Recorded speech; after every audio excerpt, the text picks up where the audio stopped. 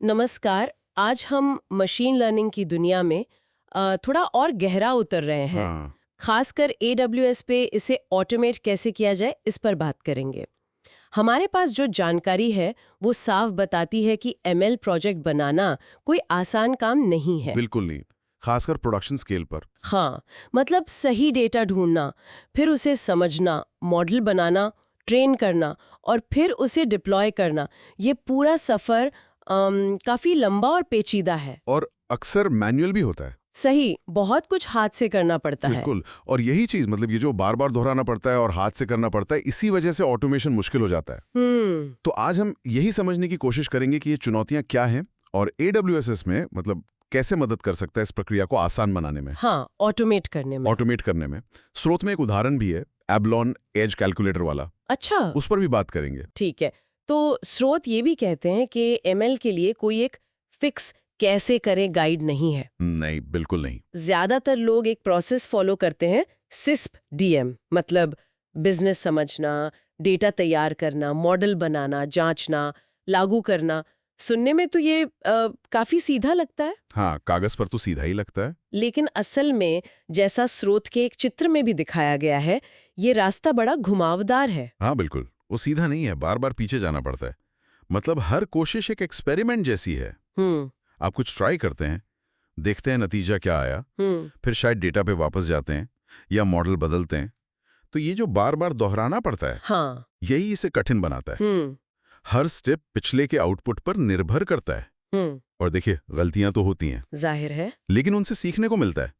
पर इस पूरे सफर को ऑटोमेट करना वो असली चैलेंज है, लेकिन जरूरी भी है एक अच्छी ML स्ट्रैटेजी के लिए। बिल्कुल। अच्छा, तो वो एबेलॉन वाले उदाहरण पर आते हैं। एक काल्पनिक कंपनी है, ACME फिशिंग लॉजिस्टिक्स। हाँ। वो एबेलॉन मतलब समुद्री घोंघे, उनकी उम्र पता करने के लिए ML मॉडल बनाना चाहते हैं। ताकि ओवरफिशिंग रोकी जा सके। सही। पर चैलेंज ये है कि सही उम्र जानने के लिए कवच खोलना पड़ता है। और वो फिर किसी काम का नहीं रहता। हाँ, तो यहीं पर ML काम आ सकता है। तो प्रोसेस का पहला हिस्सा है डेटा स्टेज। ओके। इसमें UCI का एबेलॉन डेटा सेट इस्तेमाल होता है, उसे समझना, तैयार करना। स्रोत कहता है इसमें प्रोजेक्ट का 70-80% वक्त लग सकता है। 70 से 80%? बाप रे। हाँ, इसमें वो सब आता है जैसे टेक्स्ट वाली जानकारी, मान लीजिए लिंग है, उसे नंबर्स में बदलना। हाँ, नॉमिनल डेटा को। हाँ, और बाकी सारे फीचर्स को नॉर्मलाइज करना ताकि मॉडल ठीक से सीख सके। ठीक है। फिर आता है मॉडल बिल्डिंग स्टेज। हाँ। स्रोत में टेंसरफ्लो और केराट्स यूज करके एक न्यूरल नेटवर्क बनाया गया है, उसे ट्रेन किया। लेकिन जब जांचा तो पता चला कि RMSE स्कोर मतलब एवरेज एरर वो 2.54 है। जो कि ज्यादा है। हाँ, मतलब मॉडल अभी प्रोडक्शन के लिए तैयार नहीं है। हम्म इसके बाद आता है एक बहुत जरूरी स्टेप, हाइपर पैरामीटर ऑप्टिमाइजेशन। हाँ, ये वो सेटिंग्स होती है ना जो मॉडल खुद नहीं सीखता। बिल्कुल। जैसे कि मॉडल का आर्किटेक्चर कैसा हो, कितनी बार ट्रेनिंग चले, एपॉक्स, बैच साइज क्या हो। अच्छा। स्रोत दिखाता है कि इनको बदलने से प्रदर्शन सुधरा, RMSE घटकर 2.08 हो गया। तो इम्प्रूवमेंट तो हुआ। हाँ, इम्प्रूवमेंट हुआ। हाँ। लेकिन इस काम में बहुत दोहराव है और टाइम भी बहुत लगता है। मतलब सही कॉम्बिनेशन ढूंढना आसान नहीं है। समझ गई। तो ये चक्कर चलता ही रहता है, जांचो, सुधारो, शायद और डेटा लाओ या कोई दूसरा ही मॉडल ट्राई करो। बिल्कुल। और फिर डिप्लॉयमेंट के बाद भी काम खत्म नहीं होता, लगातार मॉनिटर करना पड़ता है। हाँ, वो कॉन्सेप्ट ड्रिफ्ट के लिए है ना, कि कहीं समय के साथ डेटा बदल तो नहीं गया। सही पकड़ा।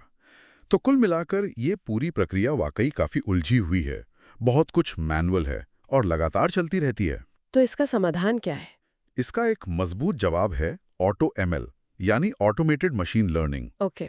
ये एक ऐसा तरीका है, एक मेथोडोलॉजी है, जिससे मशीन लर्निंग के जो दोहराव वाले काम हैं, जैसे मॉडल चुनना, उसकी सेटिंग्स ठीक करना, ये सब काफी हद तक ऑटोमेट हो जाता है। ये उस थकाऊ काम को कम करता है। और यहीं पर AWS की सर्विसेज काम आती है ना? बिल्कुल। स्रोत में कई AWS सर्विसेज का जिक्र है, जैसे सेजमेकर ऑटो पायलट है। हाँ, सुना है इसके बारे में। ये मॉडल बनाने, ट्रेन करने, ट्यून करने और डिप्लॉय करने में बहुत मदद करता है। ये खुद ही कई सारे मॉडल्स ट्राई करके बेस्ट वाला बताता है। ऑटोग्लूअन भी एक ऑप्शन है। अच्छा, फिर इस पूरी पाइपलाइन को भरोसेमंद तरीके से चलाने के लिए CI/CD जरूरी है। मतलब कंटिन्यूअस इंटीग्रेशन, कंटिन्यूअस डिप्लॉयमेंट। हाँ, उसके लिए AWS code commit, code pipeline जैसी सर्विसेज हैं। ये कोड बदलने से लेकर डिप्लॉयमेंट तक सब ऑटोमेट कर देती हैं। और इन सब स्टेप्स को एक साथ जोड़ने के लिए उसके लिए ऑर्केस्ट्रेशन टूल्स हैं, जैसे AWS स्टेप फंक्शंस या फिर managed workflows for Apache airflow, जिसे MWAA कहते हैं। ये पूरे वर्कफ्लो को संभालते हैं। तो हमने देखा कि ये ML प्रोसेस असल में कितना जटिल और दोहराव वाला हो सकता है। वो एबलॉन वाला उदाहरण काफी अच्छे से दिखाता है ये। हाँ, ये सिर्फ कोड लिखने की बात नहीं है, ये तो लगातार प्रयोग, मूल्यांकन और सुधार का सफर है। बिल्कुल सही कहा। और जहाँ AI, ऑटो ML और AWS जैसी सर्विसेज इस सफर को काफी हद तक आसान और ऑटोमेटेड बना सकती हैं, ये एक सोचने वाली बात भी छोड़ जाता है। क्या? कि भले ही हम प्रोसेस के कितने भी हिस्से ऑटोमेट कर दें, फिर भी जो बिजनेस प्रॉब्लम है उसे सही से डिफाइन करना, हाँ।